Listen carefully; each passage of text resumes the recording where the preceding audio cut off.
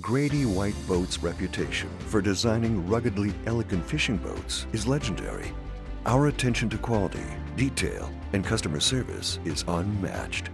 From our Fisherman 180 and Coastal Explorers series to the unrivaled Canyon 456, you'll find no boat that rides better and offers more fishing amenities. Go ahead, experience fishing at its best. Get the Grady. Hello, welcome to the Carolina Outdoor Journal. Well, today we're headed down the river. We're going to be fishing for largemouth bass. And Joe, I think we've got two experts with us on this trip today. No question about it. They're our resident bass gurus, Mike Dennerman and Joe Dorman, who we normally find fishing the lakes here in the Piedmont area of the state. But we took them down to the Roanoke and fishing the river, which is a little different fishing than you find on the lakes. And we'll join them, and they'll show us how to do it. They'll give some tips on gear time also. That's right. We'll return to the river, and the guys will share with us some of the baits that proved real effective that day, and share with us some of the what you have to do to catch bass on a river. We'll even do more fishing in our journal moment as we'll go back to the Gulf Stream.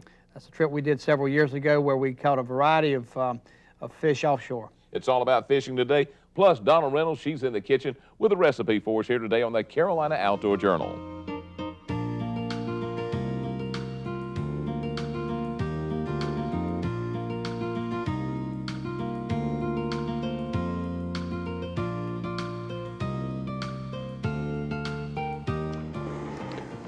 Mike, I'm glad you could make it this morning. We're here on the river fishing. Some water's falling out. These creeks are bleeding out into the river.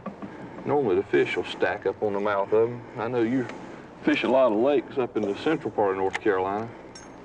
Yeah, this is a little bit different for me, but I'm from Maryland originally, and we used to fish the Potomac River a lot. And this is some similar stuff. Yeah. Water seems to flow a lot more here. Got a lot of current here, and Yeah. this is a kind of a natural phenomenon. It happens normally in the spring. Now we're in the late fall. This is the second week of November, and normally this is a spring fallout when the winter rains and snows melt and flood Right. down through here, and then say March, April, maybe early May, they start falling as they cut the lakes off and hold the water in the reservoirs. Yeah, so this is probably just some as a result of all the flooding that we've had. Yeah, we've had two hurricanes that Yeah. came through here, and that's normally doesn't happen this time of year. Yeah, it's a little bit different than the kind of fishing I was used to up north, but That was tidal stuff. yeah, mostly. that was mostly tidal stuff. Yeah. But it was still a whole lot of current fishing. Normally they'll stack up right in the mouth of these creeks and bleeds and things. Maybe we can get on them today. Yeah, we'll try. Yeah. You told me earlier that we have to, a lot of times you got to hit a bunch of them. Yeah, you're either feast or famine. You catch 50, or well, not 50, but you'll catch 15, 20 on each ditch, or you won't have a bite then.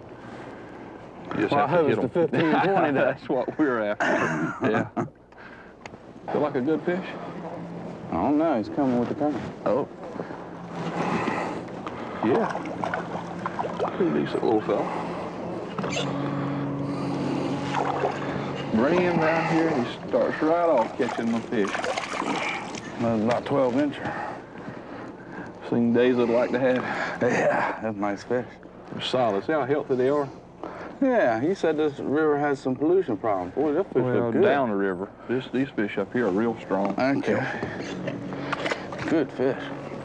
It's a good start. Hey, don't break it off. What are you doing? Man, I just caught one there.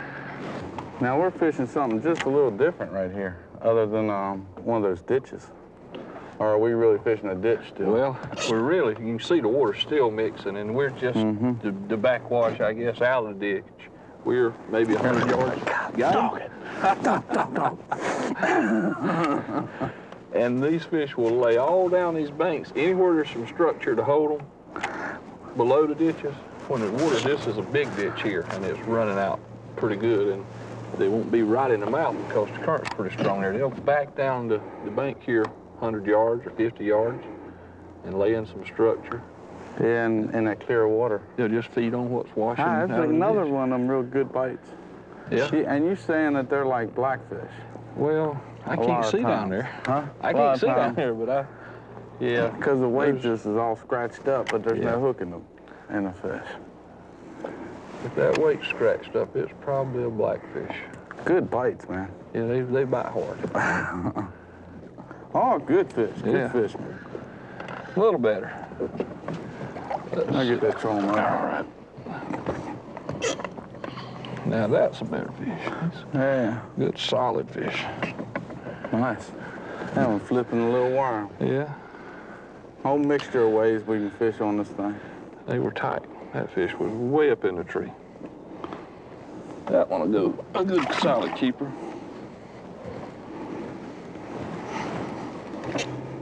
You usually get 2 or 3 off of this? A lot of times you will. You'll catch them in numbers. You catch another one on a worm, I'll have to throw a worm. A lot of times you'll catch a better fish on that jig. My butt on this thing. Well, it's just... You just good, that's all. You just I'm good. telling you, yeah. Fish are a little bit better than the ones we caught earlier. Oh, yeah. Come here, boy. See, I told you, if you would let me get up there, I could have thrown it. Good job. There's Really good fish. job. It's sure solid. They call them football fish.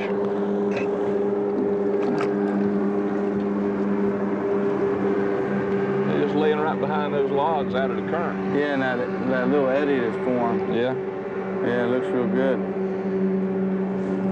I'll hold the boat right here, see if you can get another Yeah, one. hurry up and hold me there. Hold on. Just don't let me get off these fish. I don't know if this is a bass or a striper. He was off the bank quite a bit. A lot larger fish, hadn't broke water. Yeah, he's let's see if we can figure out what this is here. Trying to get in the trolling motor. He ain't sure he's hooked yet, I don't believe. Catfish, isn't it? It's a good bass. Look at Real that. good bass. There are good fish in this river. This is just above a ditch now. This ditch here is almost dried up, and caught this fish just before we got to the ditch, way off the bank. Yeah. We'll have to ease back up in that area and make maybe a couple more casts. There might be something on the bottom there that's holding a couple more fish. That's probably so. This one of those 5, 6, 7, 8, 9 pound fish. Yeah. That's a good fish, though. That's your tournament kicker there. Yeah, that's a good fish there. Yeah. You remember that fish if you can ever catch him again. Birthmarks. That's old spot. Yeah, birthmarks. Yeah. There you go. Good job, man. Good job. It's a good fish there. And we'll normally in a day up here you Were catch. you even hitting anything? Not really. I mean, I was, really making time trying to get to this little ditch here. Yeah. Just kind of happened. So, like you say, we will throw there again. Come by it real quick. But normally in a day you catch 25, 30 fish up here. You get one like this, maybe 2. And the guy that catches that one wins the tournament. Because everybody basically catches the same size fish. That's a good fish. Yeah. Good fish anywhere you go. Anywhere you go. I hope he'll stay right there. See what I'm doing here? Next spring. Are you copying? I'm gonna put that daggone bait on. You've been caught a few here on that thing. Yeah. Well, that historically is the bait here. I know people say, well, change up, don't throw what everybody's throwing, but that over years has been tough on a this great river. bait. It's been a good bait on any tidal river system too that I fished. Well, it's a good dirty water bait, I guess you could say.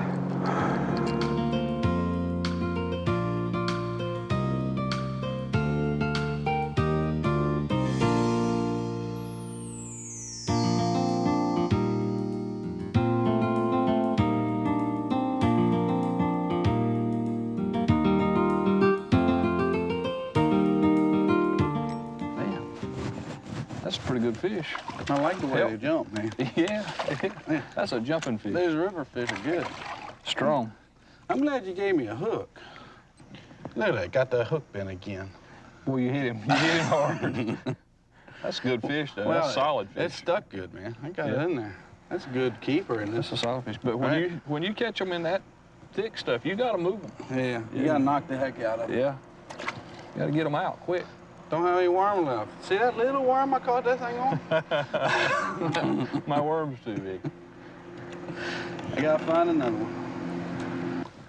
They're I funny. don't think he's that big, but he's strong. But their river fish are strong, real healthy. And the current, yeah, that's good fish.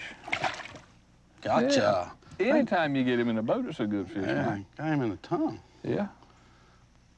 Hey, I didn't bend this hook. He hit it good. Yeah. Oh, gotcha, kid. Yeah. Now that fish is a little healthier than the last one. Probably. Yeah. Not as big, but he's Got a solid. little leech right there. Got one little leech, yeah. Good fish. All right. Good job. Let me throw over there again. No. Oh. It's my turn. Hey, red worm got two already. Yeah. May have to change colors. That's the last one. There's no more laying on the ground here. No more red worms. Not laying on the ground here. I'll be glad when they run out. One fish in each bush. That'd be good. The other day we caught a nice 5-pounder down there, didn't we? Yeah, just below this. And he was really not on anything, just on a little ledge there that you could see. I'm sure there's some structure under there. Cool. Yeah. Getting on a little bit of a pattern here. I missed that fish because of that hook. See? Won't even stick in the thumbnail. I like them sticking in the thumbnail. Need to sharpen it. Do you sharpen them going into it or away from it? Into it. Yeah, I always cut into it. Whenever you sharpen a hook, take and cut. Try to cut the point. And I want that point nice and sharp that it'll actually sit in my thumbnail. Yeah.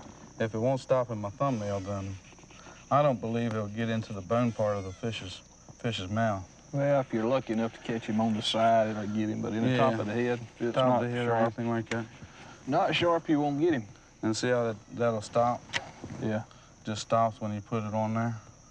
I see a lot of guys, when I take them out, they'll go like that and go, oh, that's sharp, and I'm sorry. If it won't stop in your thumbnail, that hook is not sharp. And that's why I lost that, or missed that last one. It straightened the hook out a little bit and just pulled right out of his mouth. Well, you know, if hook straightened, it was there at one time. He felt the hook. I doubt if he'll bite again. Yeah. Yeah. There's a school of little bass there. How about that? But when we say Now a look school, at that. That hook's buried all the way through. See how it's all the way through his mouth? Yeah. After I sharpen that thing, makes a difference, man. But I when ain't we say kidding a you. school of little bass, we're talking about a school of little bass. That's all right. Like Well, I said, I've said this before. I don't care how big they are. I like to catch them. And it's, that just goes to show you, they congregate at the mouth of these little ditches and bleeds. And Yeah, this is actually the first little group. yeah, we out just of the, had one here and there. yeah, we just get one here down below especially. We've been getting them down below these little dishes especially. This is the first little group we got right at the mouth of it. That's cool. New fishing for me. When you're on a lake all the time, this is completely new fishing. Yeah, it's different. Mm-hmm. It's the same but different. Because you catch yours on one key spot. It's just in the middle of the lake. Yeah. But if I was fishing and didn't know this, I'd come through and I'd fish. Might catch a fish or two, and I'd just keep going up because you look up above this, my goodness, that looks so much better. Yeah, there's more structure there. Then there's nothing out here in front. As far as visible structure. But it works out. But the fish today are, the rivers down, the fish are out. They're not up there where you would think they would be, even with the ditch there. Yeah, you mentioned that a little earlier, that with the water down, you're not getting, there's usually a lot more flow coming out of these things. The fish are here, they've just backed off. Well, our experts caught a lot of fish that day, Joe. That's right. You know, anybody that knows how to catch bass like these guys do, they can catch them anywhere. And it is a little different fishing than you would do find on the lakes, and we'll join them in gear time, and they'll show us how to do it. Let's do that. Let's go to gear time.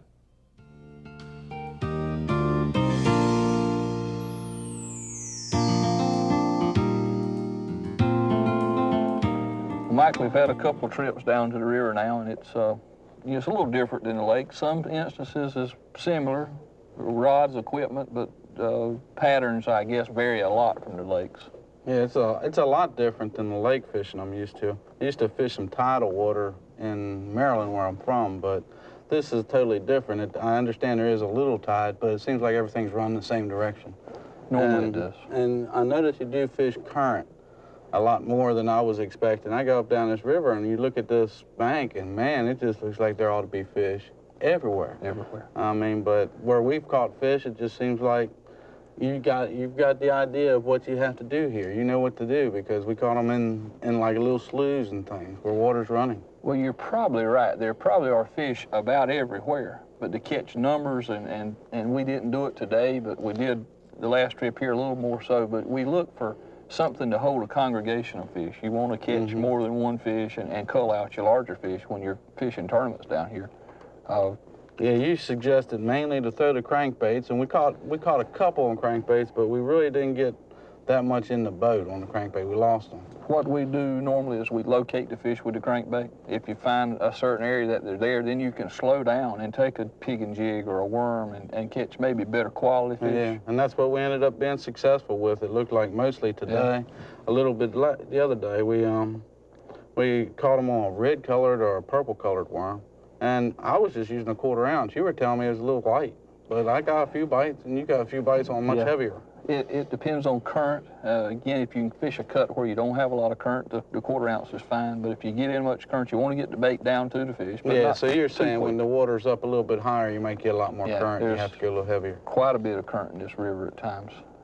Yeah, well, that's great. And I think you caught one of those big old mudfish on a jig, too. You're going to catch a lot of mudfish up here.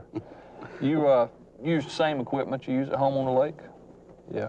And rods and reels, it's just basically the same as in the lake fishing when you're flipping and pitching. I noticed you sharpened the hook a couple of times. Those mudfish are hard to hit. You won't get a hook in them if you don't have a sharp barb. Oh, I enjoyed it. I really did. I'm glad you invited me down. I really had a good time. It's a different type of fishing. Yeah, makes you cast a little better. Yeah, enjoyed it, but we'll do it again. Mike and Joy, we appreciate that information you've shared with us today. Now, let's go back on our journal moment to the Gulf Stream. And Donna Reynolds, she's standing by in the kitchen. She's got a special recipe here on the Carolina Outdoor Journal.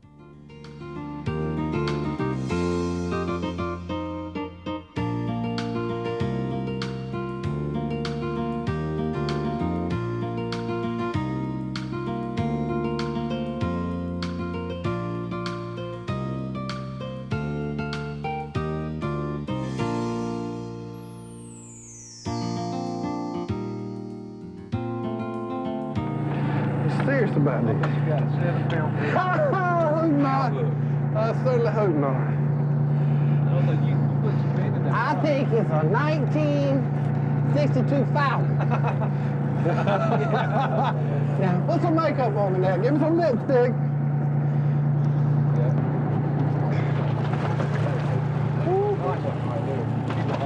We'll get him this time.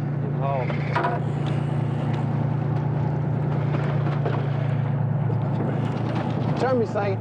Turn me, baby. Okay, stop reeling. Yes, Lord! Good yellowfin tuna, that's what we want. What do you think that thing weighs? Yeah, that's a yellowfin. Good deal, man. He's gonna be a 40, between a 40 and a 50 pounder anyway. Yes, sir. On a day like this, when we've got to use these real light leaders, we just got to kind of play the fish out. We can't get the bites on the, the stuff we can really horse them in on. The 200-pound test is an 80-pound leader. That's why we've got to really be kind of Light line them. yeah, keep wearing them out. Just about up here. Hope so. One more good pull and we got him, Sam. One more good pull. Okay, stop reeling. Okay, stop. Nice. Good Lord. That's a nice tuna there, Sam. Yeah, boy. Good boy, Sammy.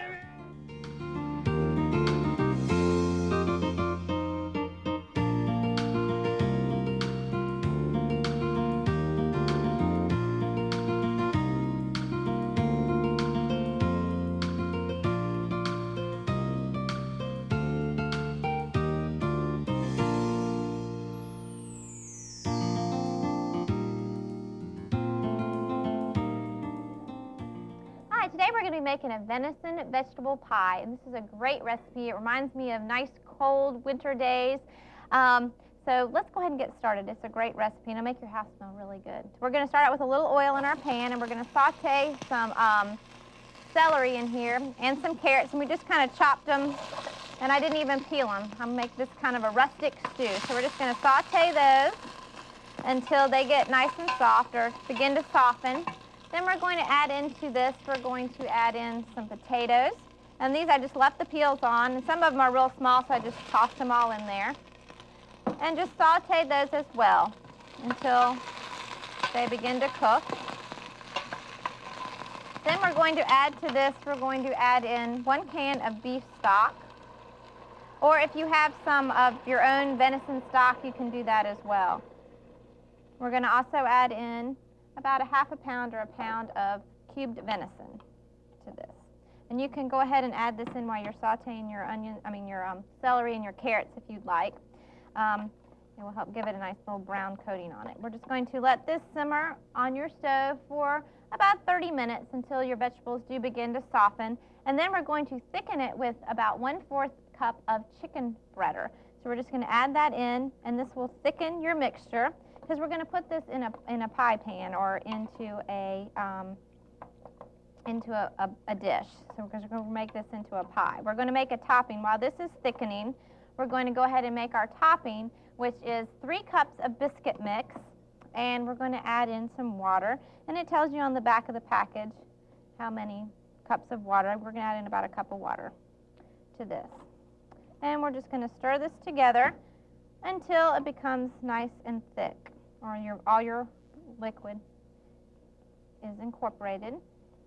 And then what you're going to do is just roll this, pour this out onto a floured surface, roll it out into like a rectangle or whatever size, if you're doing a round pan, into a round, and then just fold it over and place it on top of your mixture that we've put into the baking dish. We're also, right before you get ready to remove it from the heat, you're going to add in I use frozen corn and some frozen peas. We're just going to add that in right before because they're already cooked, so you don't want them to cook too much. So once this has begun to thicken and thicken to your liking, pour it into a greased casserole dish or into a pie plate, however you want to do it, and then top it with your biscuit topping. And then what I did is I melted about a half a stick of butter and brushed that on the top. Gives it a nice, great flavor, and gives it a nice, pretty brown coating topping as well. So it's bake this about 30 minutes at about 400 degrees, and until your biscuit is nice and golden brown. Your oven may be a little bit more or less, and it gives you a nice, crunchy topping and a nice, yummy, warm, kind of cozy dish underneath. So I hope you enjoyed this recipe, and I look forward to seeing you next time here on Simple Cooking. Thanks, Donna, for that recipe. I want to go back and talk about Mike and Joey. Those guys know how to catch bass. Well, they do, and they spend most of the time on the lakes, although Joey does fish a lot of the tournaments down on the Neuse River and the Tar River, Pamlico, and the Roanoke. And there's good fishing in all these rivers, but it is a little different than you find on the lakes. But yeah, these guys, they know how to catch bass, and I think they can catch them anywhere they swim. Well, they certainly entertained me today. They did that. For Joe Albee, I'm John Moore. Thanks for joining. Make sure to visit our website for more information.